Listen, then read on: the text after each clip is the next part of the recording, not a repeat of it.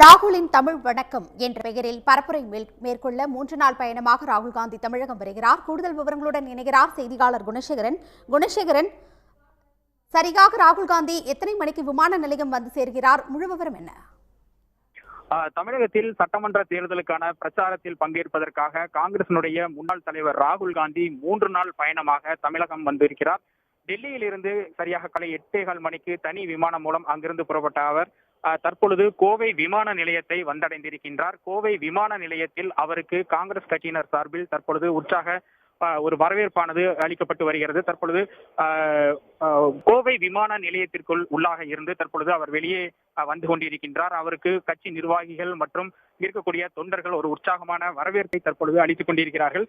குறிப்பாக காங்கிரஸ் கட்சியினுடைய மாநில தலைவர் KS அழகிரி, முன்னாள் தலைவர் EVKS இளங்கோவன், தங்கபாலு, அதே போன்று தினேஷ் குண்டுராவ், சஞ்சய் தத், டாக்டர் செல்லகுமார், மயூரா ஜெயக்குமார், மோகன் குமாரமங்கலம் உள்ளிட்ட பல்வேறு கட்சியினுடைய முன்னோடி நிர்வாகிகள் அவருக்கு விமான நிலையத்திற்குள் அவருக்கு ஒரு உற்சாகமான வரவேற்பை அளித்திருக்கிறார்கள். அதனைத் தொடர்ந்து தற்பொழுது விமான நிலையத்திற்குள் உள்ளிருந்து வெளியே வந்திருக்கக்கூடிய ராகுல் காந்தி தற்பொழுது தனது பிரச்சார பயணத்தை தற்பொழுது தொடங்க இருக்கின்றார். முதல் நிகழ்வாக கோவை சித்ரா பகுதியில் இருக்கக்கூடிய அவினாசி சாலையில் இருக்கக்கூடிய காலப்பட்டி பிரிவு சாலையில் அவருக்கு வரவேற்பு என்பது அந்த இடத்தில் அளிக்கப்பட இருக்கின்றது. அந்த வரவேற்பு நிகழ்ச்சியில் பங்கேற்று பொதுமக்களுக்கு மத்தியில் அவர் உரை நிகழ்த்த இருக்கின்றார். அதற்கு பிறகாக அடுத்த நிகழ்வாக தனியார் திருமண மண்டபத்தில் சிறு குறு தொழில் முனைவோர்களுடன் கலந்துரையாடல் நிகழ்ச்சியில் ராகுல் காந்தி பங்கேற்கின்றார். சுமார் ஒரு மணி நேரத்திற்கு மேலாக தொழில் முனைவோர்களுடன் கலந்துரையாடிய பிறகாக மதிய பிற்பகலில் திருப்பூர் மாவட்டத்திற்கு செல்ல இருக்கின்றார். திருப்பூர் மாவட்டத்திற்கு செல்லும் வழியிலும் அவருக்கு வரவேற்பு அளிப்பதற்கும் பொதுமக்கள் மத்தியில் அவர் உரையாடுவதற்கான ஏற்பாடுகளும் செய்யப்பட்டிருக்கின்றன. குறிப்பாக சின்னியம்பாளையம், அவினாசி, அனுப்பர்பாளையம் உள்ளிட்ட பகுதிகளிலும் அவருக்கு அந்த வரவேற்பு நிகழ்ச்சி என்பது ஏற்பாடு செய்யப்பட்டிருக்கின்றது. தற்பொழுது கோவை விமான நிலையத்திற்கு உள்ளாக இருந்து வெளியே வந்திருக்கக்கூடிய ராகுல் காந்தி தற்பொழுது அந்த பிரச்சார வாகனத்தின் மூலமாக தனது பிரச்சார பயணத்தை தொடங்குகிறார். அந்த நேரடி காட்சியை தான் தற்பொழுது நாம் பார்த்து கொண்டிருக்கின்றோம். இன்னும் சற்று நேரத்தில் கோவை விமான நிலையத்தில் இருந்து தொண்டர்கள் மற்றும் கட்சி நிர்வாகிகளினுடைய அந்த உற்சாகமான வரவேற்பை ஏற்றுக்கொண்டதற்கு பிறகு ராகுல் காந்தி இங்கிருந்து புறப்பட இருக்கிறார். புறப்பட்டு சென்று அடுத்த நிகழ்வாக கோவை சித்ரா அருகே இருக்கக்கூடிய அவினாசி சாலை சந்திப்பில் பொதுமக்கள் மத்தியில் உரையாற்றுவதற்கும் அடுத்து சிறு குறு தொழில் முனைவோர்களுடன் சந்திப்பதற்கும் ஏற்பாடுகள் செய்யப்பட்டிருக்கின்றன. மொத்தமாக 3 நாள் நிகழ்வாக அவர் 4 மாவட்டங்களில் தனது சுற்றுப்பயணத்தை திட்டமிட்டு இருக்கின்றார். குறிப்பாக கோவை தமிழகத்தினுடைய மேற்கு மாவட்டமான கோயம்புத்தூர், திருப்பூர், ஈரோடு மற்றும் கரூர் ஆகிய 4 மாவட்டங்களில் பல்வேறு தரப்பினரை சந்திப்பதற்கு ஏற்பாடுகள் செய்யப்பட்டிருக்கின்றன. கோவையில் தொழில் முனைவோருடன், திருப்பூருடன் தொழிலாளர்களுடன், ஈரோட்டை பொறுத்த வரைக்கும் நெசவாளர்களுடன், கரூரை பொறுத்த வரைக்கும் விவசாயிகள் என பலதரப்பட்ட மக்களையும் சந்தித்து கலந்துரையாடுவதற்கும், அதே போன்று தாராபுரத்தில் நாளை இரவு பொதுக்கூட்ட நிகழ்ச்சியில் பங்கேற்பதற்கும் அவர் ஏற்பாடுகள் திட்டமிடப்பட்டிருக்கின்றன. தற்பொழுது ராகுல் காந்தியினுடைய பிரச்சார வாகனம் என்பது கோவை விமான நிலையத்தில் இருந்து தொண்டர்களின் உற்சாகமான வரவேற்புக்கு இடையே நிர்வாகிகள் அளித்த பூங்கொத்துகளை பெற்றுக் கொண்டதற்கு பிறகாக அந்த வரவேற்பை ஏற்றுக்கொண்டதற்கு பிறகாக தற்பொழுது அந்த பிரத்யேக வாகனத்தில் பிரச்சார வாகனத்தில் ராகுல் காந்தி தற்பொழுது புறப்பட்டு பிரச்சார பயணத்தை தற்பொழுது தொடங்கி இருக்கிறார். வழிநெடுகிலுமே உற்சாகமாக காங்கிரஸ் கட்சியினுடைய தொண்டர்களும் நிர்வாகிகளும் அவருக்கு ஒரு உற்சாகமான வரவேற்பை அளிப்பதை நம்மால் காண முடிகின்றது. அந்த உற்சாகமான அந்த கோஷங்களுக்கு இடையே ராகுல் காந்தியினுடைய பிரச்சார வாகனம் என்பது கோவை விமான நிலையத்தில் இருந்து தற்பொழுது புறப்பட்டு சென்றிருக்கிறது. தொடர்ந்து 3 நாட்களுக்கு இந்த பிரச்சாரம் என்பது மேற்கொள்ள இருக்கின்றார். குணசேகரன், கோவை விமான நிலையம் வந்துள்ள ராகுல் காந்திக்கு கட்சி நிர்வாகிகள், தொண்டர்கள் உற்சாக வரவேற்பு அளித்துக் கொண்டிருக்கிறார்கள். அந்த காட்சிகளை நாம் பார்த்துக் கொண்டிருக்கிறோம். ராகுல் காந்தியுடன் வேறு யாரெல்லாம் வந்திருக்கிறார்கள்? முக்கிய நிர்வாகிகள் யார் யாரெல்லாம் அவருக்கு வரவேற்பு தெரிவித்திருக்கிறார்கள்? ராகுல் காந்தியினுடைய இந்த பிரச்சார பயணம் என்பது 4 மாவட்டங்களில் 3 நாட்களுக்கு திட்டமிடப்பட்டிருக்கின்றது. இந்த நிகழ்வுக்காக ஏற்கனவே கட்சியினுடைய முன்னோடி நிர்வாகிகள் கடந்த சில தினங்களாக இந்த மாவட்டங்களில் முகாமிட்டு அதற்கான ஏற்பாடுகளை இந்த பகுதியில் செய்து வந்தார்கள். குறிப்பாக கட்சியினுடைய மாநில தலைவர் KS அழகிரி, அதே போன்று மேலிட பார்வையாளர்கள் தினேஷ் குண்டுராவ், MP-க்கள் உள்ளிட்ட முக்கிய நிர்வாகிகள் இந்த பகுதியில் அதற்கான ஏற்பாடுகளை செய்து கொண்டிருந்தனர். அந்த முக்கிய நிர்வாகிகள் அனைவருமே தற்பொழுது கோவை விமான நிலையத்திற்கு வந்து காங்கிரசினுடைய முன்னாள் தலைவர் ராகுல் காந்திக்கு ஒரு சிறப்பான ஒரு வரவேற்பை அளித்திருக்கிறார்கள். குறிப்பாக காங்கிரஸ் கட்சியினுடைய மாநில தலைவர் KS அழகிரி, EVKS இளங்கோவன், தங்கபாலு, தினேஷ் குண்டுராவ், சஞ்சய் தத் மற்றும் அதே போன்று MP டாக்டர் செல்லகுமார், மயூரா ஜெயக்குமார், மோகன் குமாரமங்கலம் உள்ளிட்ட கட்சியினுடைய முன்னோடி மூத்த நிர்வாகிகள் அனைவருமே ஒரு சிறப்பான வரவேற்பை இந்த பகுதியில் கோவை விமான நிலையத்திலிருந்து தமிழகம் வந்திருக்கக்கூடிய ராகுல் காந்திக்கு அளித்திருக்கிறார்கள். குணசேகரன், தமிழகத்தில் பரப்புரையை தொடங்கும் ராகுல் காந்தியின் நிகழ்ச்சி நிரல்கள் குறித்து சொல்லுங்க குணசேகரன். நிச்சயமாக, அதாவது 3 நாட்களுக்கு ராகுல் காந்தி தமிழகத்தினுடைய தேர்தல் பிரச்சாரத்தை மேற்கொள்ள இருக்கின்றார். இன்னும் சில மாதங்கள் இருக்கக்கூடிய சூழ்நிலையில் தமிழக சட்டமன்ற தேர்தலுக்கு இன்னும் தேதி கூட இல்லாத ஒரு சூழ்நிலையில் அரசியல் கட்சிகள் தங்களுடைய தேர்தல் பிரச்சாரத்தை ஏற்கனவே தொடங்கி இருக்கிறார்கள். அதனுடைய முதல் கட்டமாகத்தான் தற்பொழுது ராகுல் காந்தி காங்கிரஸ் கட்சியினுடைய அந்த தனது தேர்தல் பிரச்சார சுற்றுப்பயணத்தை தமிழகத்தில் தொடங்கி இருக்கிறார். முதல் கட்டமாக தற்பொழுது கோவை மண்டலத்திற்கு அவர் வந்திருக்கின்றார். கோவை நகரில் முக்கிய இடங்களில் அவருக்கு வரவேற்பு அளிக்கப்படுகிறது. அந்த பகுதியில் மக்கள் முன்னிலையில் அவர் பிரச்சார உரையாற்றுவதற்கும் ஏற்பாடுகள் செய்யப்பட்டிருக்கின்றன. குறிப்பாக பொதுமக்கள் மத்தியில் பேசுவதற்கு முன்பாக பலதரப்பட்ட மக்களை நேரடியாக சந்தித்து அவர்களுடைய பிரச்சனைகள் மற்றும் அவர்களுடைய மனநிலை குறித்து ஒரு ஆலோசிப்பதற்கான ஒரு திட்டமிடல் இந்த நிகழ்ச்சி நிரலில் வடிவமைக்கப்பட்டிருக்கின்றது. ஏற்கனவே நான் குறிப்பிட்டதை போல கோவையை பொறுத்த வரைக்கும் இங்கு சிறு குறு தொழில்கள் அதிகம், அந்த தொழில்கள் கடுமையாக பாதிக்கப்பட்டிருக்கின்றன. இது போன்ற சூழ்நிலையில் வரக்கூடிய தேர்தலில் என்ன மாதிரியான பிரச்சாரத்தை முன்னெடுப்பது போன்ற பல்வேறு வியூகங்களை வகுப்பதற்காக இந்த சிறு குறு தொழில் முனைவோர்களுடன் ஒரு ஆலோசனை கூட்டத்தை ஏற்பாடு செய்திருக்கிறார்கள். அதற்கு பிறகாக திருப்பூரை பொறுத்த வரைக்கும் இன்று மாலையில் தொழில்துறை தொழிலாளர்களுடன் அவர் அங்கு கலந்துரையாடுகின்றார். அடுத்த கட்ட நிகழ்வாக நாளை, அதாவது இன்று இரவு திருப்பூரில் தங்கக்கூடிய ராகுல் காந்தி நாளை காலை ஊத்துக்குளி, பெருந்துறை, ஈரோடு வழியாக தீரன் சின்னமலை வாழ்ந்த இடமான ஓராம் நிலைக்கு செல்ல இருக்கின்றார். அங்கு தீரன் சின்னமலையினுடைய சிலைக்கு மாலை அணிவித்ததற்கு பிறகு அங்கு ஒரு 1000க்கும் மேற்பட்ட நெசவாளர்களை சந்தித்து அவர்களுடன் கலந்துரையாடுகின்றார். அதற்கு பிறகு நாளை இரவு திருப்பூரில் நடைபெறக்கூடிய ஒரு மாபெரும் பொதுக்கூட்டத்தில் அவர் உரை நிகழ்த்துகிறார். நாளை இரவு திருப்பூரில் தங்கக்கூடிய ராகுல் காந்தி நாளை மறுதினம் கரூர் மாவட்டத்தில் பிரச்சார பயணம் மேற்கொள்கின்றார். குறிப்பாக கரூரை பொறுத்த வரைக்கும் அங்கு விவசாயிகளுடன் கலந்துரையாடுவதற்கும் ஏற்பாடுகள் செய்யப்பட்டிருக்கின்றன. அதற்கு பிறகு நாளை மறுதினம் 3வது நாளாக கரூர் மாவட்டத்தை முடித்துக் கொண்டு திண்டுக்கல் வழியாக மதுரை செல்லக்கூடிய ராகுல் அங்கு தனி விமானம் மூலமாக டெல்லி செல்வதற்கும் அவருடைய பயண திட்டம் என்பது வடிவமைக்கப்பட்டிருக்கிறது. குணசேகரன், ராகுலின் தமிழ் வணக்கம் என்ற பெயரில் பரப்புரை மேற்கொள்ள ராகுல் காந்தி தமிழகம் வந்திருக்கிறார். கட்சி நிர்வாகிகள், தொண்டர்கள்லாம் உற்சாக வரவேற்பு தெரிவித்து வராங்க. இதுக்காக அங்கு செய்யப்பட்டுள்ள பாதுகாப்பு ஏற்பாடுகள், நடவடிக்கைகள்லாம் என்னென்ன குணசேகரன்? நிச்சயமாக ராகுல் காந்தியினுடைய இந்த பயண திட்டம் முழுமையாக ஒரு பாதுகாப்பு வலயத்திற்குள் கொண்டு வரப்பட்டிருக்கின்றது. இவருடைய நிகழ்ச்சி நிரல் திட்டமிடப்பட்ட போது டெல்லியிலிருந்து வந்திருக்கக்கூடிய தனி சிறப்பு பாதுகாப்பு அதிகாரிகள் இதற்கான திட்டமிடலை மேற்கொண்டிருக்கிறார்கள். அவர் செல்லக்கூடிய வழிநெடுகளுமே உள்ளூர் போலீசாரின் மூலமாக ஒரு கடுமையான பாதுகாப்பு என்பது ஏற்பாடு செய்யப்பட்டிருக்கின்றது. அதே போன்று அவர் உரையாற்றக்கூடிய பொதுக்கூட்டம், அதே போன்று பங்கேற்கக்கூடிய கலந்துரையாடல் நிகழ்ச்சிகள் நடைபெறக்கூடிய பகுதிகளிலும் அந்த பாதுகாப்பு என்பது பலப்படுத்தப்பட்டிருக்கின்றது. அதே போன்று இந்த நிகழ்ச்சிகளில் பங்கேற்கக்கூடிய தொழில் முனைவோர், நெசவாளர்கள், தொழிலாளர்கள், விவசாயிகள் இவர்களுக்கு ஏற்கனவே அவர்களுக்கு அடையாள அட்டை என்பது வழங்கப்பட்டிருக்கின்றது. அதுபோன்று அடையாள அட்டை இருப்பவர்களுக்கு மட்டுமே இதுபோன்று நிகழ்ச்சிகளில் பங்கேற்பதற்கும் அனுமதி வழங்கப்பட்டிருக்கின்றது. இது மட்டும் இல்லாமல் அவர் செல்லக்கூடிய வழி நெடுகிலுமே போலீசாரினுடைய பாதுகாப்பு என்பதும் சற்று அதிகமாக பலப்படுத்தப்பட்டிருக்கிறது. குணசேகரன், கோவை விமான நிலையம் வந்த ராகுல் காந்தி பிரச்சார வாகனம் மூலம் தற்போது கிளம்பி சென்று கொண்டிருக்கிறார். முதலில் அவர் எங்கு செல்கிறார், எங்கு தங்க உள்ளார், அது குறித்த விவரங்களை சொல்லுங்க குணசேகரன். கோவை விமான நிலையத்திலிருந்து தற்பொழுது அந்த பிரச்சார வாகனம் என்பது புறப்பட்டு சென்று கொண்டிருக்கின்றது. முதல் நிகழ்வாக கோவை விமான நிலையத்திலிருந்து சுமார் 1 கிலோமீட்டர் தொலைவில் இருக்கக்கூடிய அவினாசி சாலையில், அதாவது காலப்பட்டி பிரிவு சாலை, வாழப்பட்டி அவினாசி சாலை சந்திப்பில் தான் முதல் நிகழ்வாக அவருக்கு பொதுமக்கள் மற்றும் கட்சியினர் சார்பில் ஒரு வரவேற்புக்கு ஏற்பாடு செய்திருக்கிறார்கள். அந்த இடத்தில் அவர் நின்று பேசுவதற்கான வாய்ப்பு இருப்பதாக கட்சி நிர்வாகிகள் தெரிவிச்சிருக்காங்க. அது வர திட்டமிடப்பட்ட அந்த பட்டியலில் அந்த இடத்தில் பேசுவதற்கு வாய்ப்பு இல்லை என்ற போதிலும் கூட வரக்கூடிய செல்லும் வழியில் இருக்கக்கூடிய சூழலை பொறுத்து அவர் பேசுவதற்கான வாய்ப்பு இருப்பதாக நிர்வாகிகள் தெரிவித்திருக்கிறார்கள். எனவே முதல் நிகழ்வாக அந்த அவினாசி சாலையில் பொதுமக்களினுடைய வரவேற்பை ஏற்றுக்கொண்டு அந்த இடத்தில் ஒரு வரவேற்பு உரையை, அதாவது பிரச்சாரத்தினுடைய முதல் நிகழ்வாக ஒரு வரவேற்பு உரையை அந்த பகுதியில் அவர் நிகழ்த்தி இருக்கிறார். அதற்கு பிறகாக கோவையில் தனியார் மண்டபத்தில் ஏற்பாடு செய்யப்பட்டிருக்கக்கூடிய அந்த கலந்துரையாடல் நிகழ்ச்சியில் ராகுல் பங்கேற்கிறார். குணசேகரன், ராகுல் காந்தி தமிழகம் வந்திருக்கிறார். அவருடைய நிகழ்ச்சி நிரல்களை மீண்டும் ஒரு முறை பதிவு பண்ணுங்க குணசேகரன்.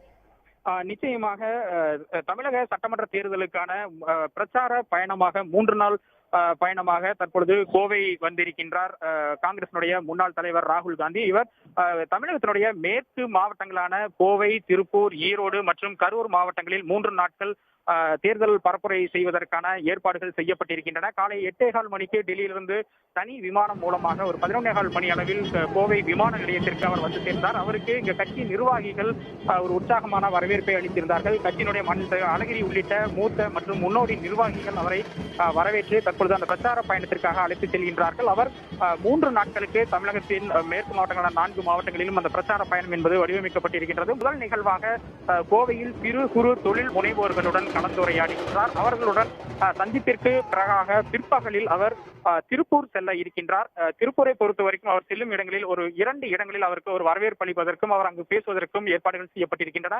அதே போன்று திருப்பூரை பொறுத்த வரைக்கும் திருப்பூர் குமரனுடைய நினைவு ஸ்தூபி இருக்கக்கூடிய பகுதிக்கும் சென்று அவர் மலரஞ்சலி செலுத்த இருக்கின்றார். அதற்கு பிறகாக தனியார் மண்டபத்தில் ஏற்பாடு செய்திருக்கக்கூடிய தொழிலாளர்களுடனான ஒரு கலந்துரையாடல் நிகழ்ச்சியில் பங்கேற்ற பின் திருப்பூரில் இன்று இரவு ராகுல் காந்தி தங்குகிறார். அதற்கு பிறகு நாளை காலை புறப்பட்டு ஈரோடு மாவட்டத்திற்கான பிரச்சாரத்திற்கு செல்கிறார். அவருக்கு ஊத்துக்குளி, பெருந்துறை, ஈரோடு பகுதிகளில் ஒரு வரவேற்பும், அதே போன்று ஈரோடு பன்னீர்செல்வம் பூங்காவில் இருக்கக்கூடிய தந்தை பெரியார், பேரறிஞர் அண்ணா, எம்ஜிஆர், ஜெயலலிதா உள்ளிட்டோரினுடைய தலைவர்களுடைய சிலைகளுக்கு மாலை அணிவித்து அந்த இடத்திலும் ஒரு பிரச்சாரம் மேற்கொள்வதற்கான திட்டமிடல் ஏற்பாடு செய்யப்பட்டிருக்கின்றது. அதற்கு பிறகு நாளை பிற்பகலில் ஓடா நிலையில், தீரன் சின்னமலை பிறந்த இடமான ஓடா நிலையில் தீரன் சின்னமலையினுடைய நினைவிடத்தில் அவரது சிலைக்கு மாலை அணிவித்து மரியாதை செலுத்த இருக்கிறார். அதற்கு பிறகு அங்கு ஒரு 1000க்கும் மேற்பட்ட நெசவாளர்களுடன் அவர்களுடைய பிரச்சனை குறித்து கலந்துரையாடல் செய்வதற்கும் ஏற்பாடு செய்யப்பட்டிருக்கிறது. அதற்கு பிறகு தாராபுரத்தில் நாளை மாலை ஒரு பொதுக்கூட்டத்திற்கு ஏற்பாடு செய்யப்பட்டிருக்கிறது. அந்த பொதுக்கூட்டத்தில் பங்கேற்றதற்கு பிறகு 2ஆம் நாள் நிகழ்வாய் நாளை மாலை முடித்துக் கொண்டு தாராபுரத்தில் தங்கக்கூடிய ராகுல் காந்தி நாளை மறுதினம் கரூர் மாவட்டத்திற்கு சென்று அங்கு விவசாயிகளை சந்திப்பது, பொதுமக்கள் மற்றும் கட்சி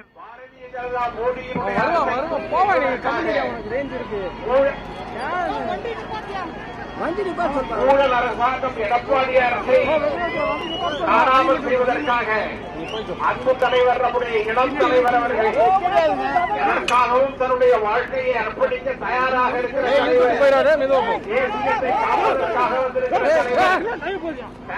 தலைவர், கன்னியாகுமரி வரை மக்களிடையே ஒற்றுமையை ஏற்படுத்துவதற்காக வந்த தலைவர் உரையாற்ற இருக்கிறார். தேசிய தொடர்களே, ஒற்றுமையை ஏற்படுத்துவதற்காக வந்த தலைவர் உங்களிடையே உரையாற்ற இருக்கிறார். தேசிய தோழர்களே, இந்த மாபெரும் கூட்டம், இந்த மாபெரும் வரவேற்பு தலைவர் அவர்களை மகிழ்ச்சி அடைய செய்திருக்கிறது. உங்களிடையே இப்பொழுது அவர் தேர்தல் பரப்புரையாற்றுவார்.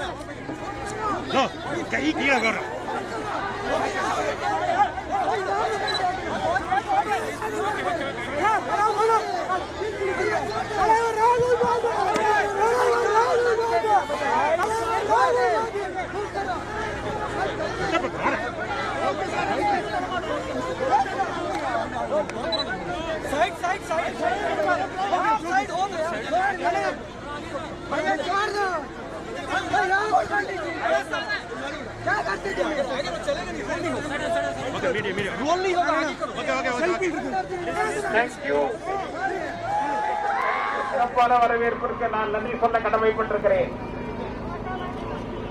It is always an honor and a pleasure for me wonderful day. எப்பொழுதுமே தமிழகம் வருவதற்கு, இந்த மகத்தான தமிழகத்திற்கு வருவதற்கு எனக்கு எப்பொழுதுமே மகிழ்ச்சி உண்டு.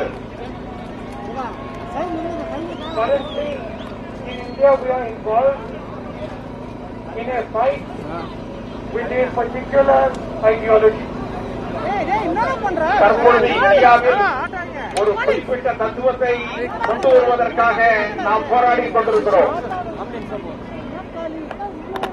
An ideology that believes that only one culture, one language, one idea should rule India. அது என்னவென்று சொன்னால் ஒரே மொழி, ஒரே கலாச்சாரம், ஒரே விதமான ரூல் இந்தியா. அது என்னவென்று சொன்னால் ஒரே மொழி, ஒரே கலாச்சாரம், ஒரே விதமான செயல்பாடுகளை கொண்டு வருவதற்காக அவர்கள் முயற்சிக்கிறார்கள். அதை நாம் எதிர்த்து போராடுகிறோம். Mr. Narendra Modi has no respect for the culture, the language and the people of Tamil Nadu. Narendra Modi பிரதமராக இருக்கிற நரேந்திர மோடி தமிழக மக்களுடைய கலாச்சாரத்தையோ தமிழ் மொழியையோ மதிப்பதாக அல்லது ஏற்றுக்கொள்வதாக கருத முடியாது. He thinks that the Tamil people, the Tamil language and Tamil culture should be subservient to his ideas and culture. அவர் கருதுகிறார் தமிழ் மொழி, தமிழ் கலாச்சாரம், தமிழ் மக்களுடைய வாழ்க்கை முறையை இரண்டாம் நிலையாக அவர் கருதுகிறார். His perception of India, his view of India is that the people of Tamil Nadu should be second class citizens in this country. இந்தியாவில் தமிழக மக்களை இரண்டாம் தர குடிமக்களாக அவர் கருதுகிறார். And we feel that there are multiple different languages, multiple histories, multiple cultures in this country. ஆனால் நாங்கள் உறுதியாக கருதுகிறோம், இந்தியாவிலே பல்வேறு விதமான கலாச்சாரங்கள் இருக்கின்றன, பல்வேறு விதமான மொழிகள் இருக்கின்றன, பல்வேறு விதமான வாழ்க்கை முறை இருக்கிறது என்று நாம் உறுதியாக நம்புகிறோம். And we feel all languages, Tamil, Hindi, Bengali, English, all of them have a space in this country.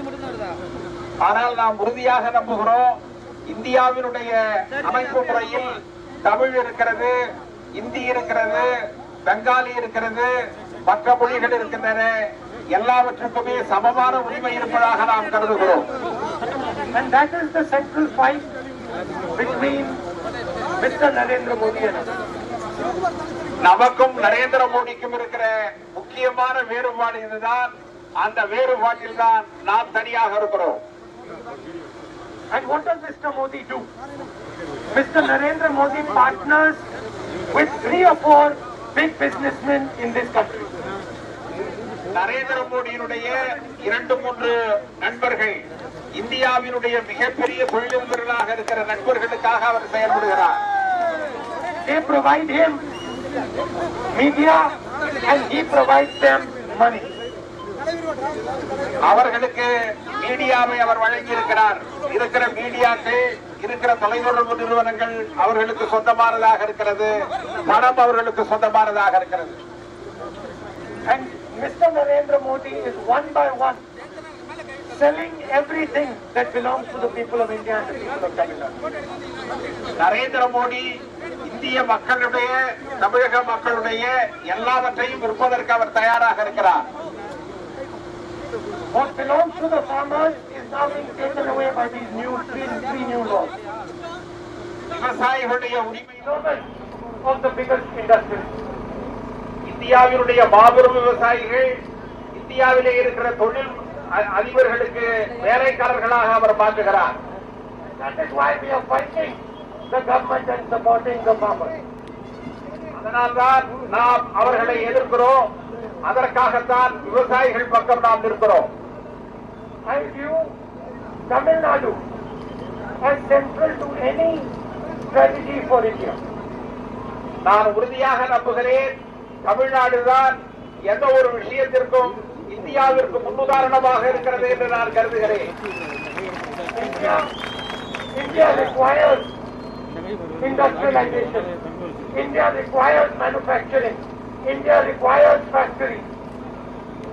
இந்தியாவிற்கு இண்டஸ்ட்ரியலைசேஷன் தேவைப்படுகிறது, தொழில் அமைப்பு தேவைப்படுகிறது, தொழிற்சாலைகள் தேவைப்படுகின்றன, வேலை வாய்ப்பு தேவைப்படுகிறது. And Tamil Nadu in the past has shown the way. Tamil Nadu in the past has shown success in manufacturing, in industrialization. Tamil Nadu அதற்கு ஒரு முன்னுதாரணமாக இருந்திருக்கிறது. கடந்த காலங்களிலே தமிழகம்தான் தொழில்துறையில் சிறந்து விளங்கியது, உற்பத்தி துறையில் சிறந்து விளங்கியது. And there is a lot that the rest of India can learn from the people of Tamil Nadu. India தமிழக மக்களிடமிருந்து கற்றுக்கொள்ள வேண்டியது ஏராளமாக இருக்கிறது. Unfortunately, Tamil Nadu itself has fallen backward.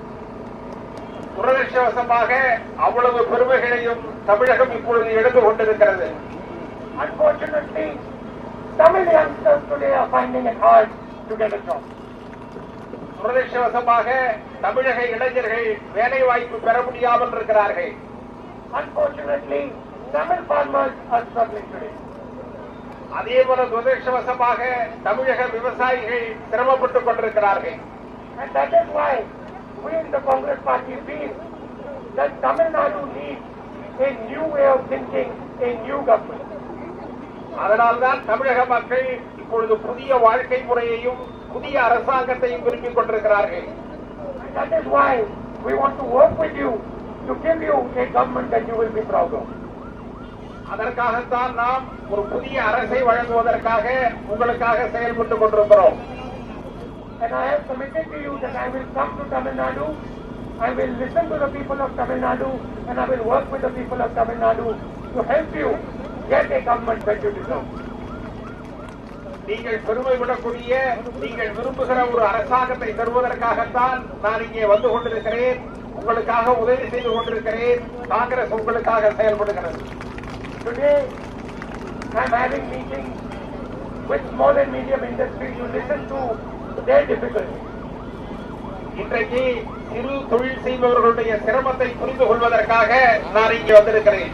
And I will be talking to small industrialists, farmers, laborers, workers, students to try and understand what it is that the Congress Party can do to work with you.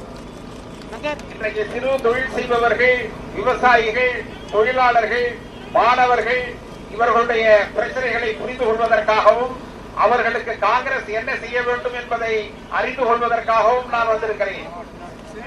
I want to end by saying that my relationship with you, with the people of Tamil Nadu, is not a political relationship. It is a family relationship. எனக்கு உங்களோடு இருக்கிற உறவு என்பது வெறுமனே அரசியல் ரீதியான உறவு அல்ல, குடும்ப ரீதியான உறவு. தமிழக மக்களோடு எனக்கு குடும்ப உறவு இருக்கிறது. இது இரத்த சம்பந்தப்பட்ட உறவு, இரத்த உறவு, இது ரத்த உறவு நமக்குள் இருக்கிறது.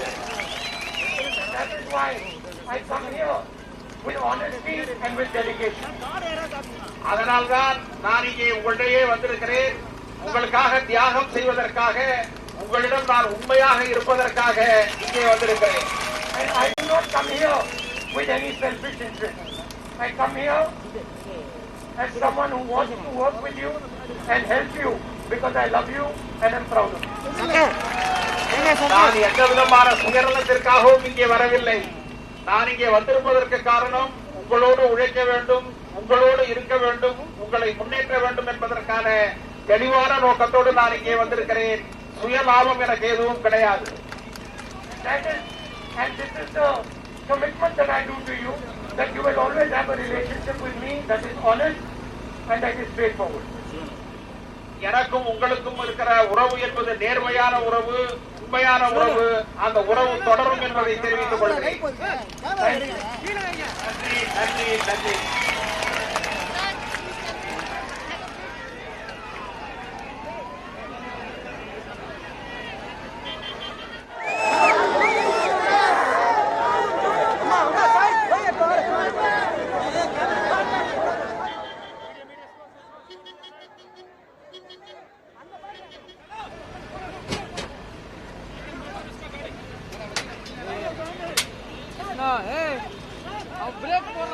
ராகுலின் தமிழ் வணக்கம் என்ற பெயரில் பரப்புரை மேற்கொள்ள 3 நாள் பயணமாக ராகுல் காந்தி தமிழகம் வந்துள்ளார். கோவை விமான நிலையம் வந்த அவருக்கு கட்சி நிர்வாகிகள் தொண்டர்கள் உற்சாக வரவேற்பு அளித்தனர்.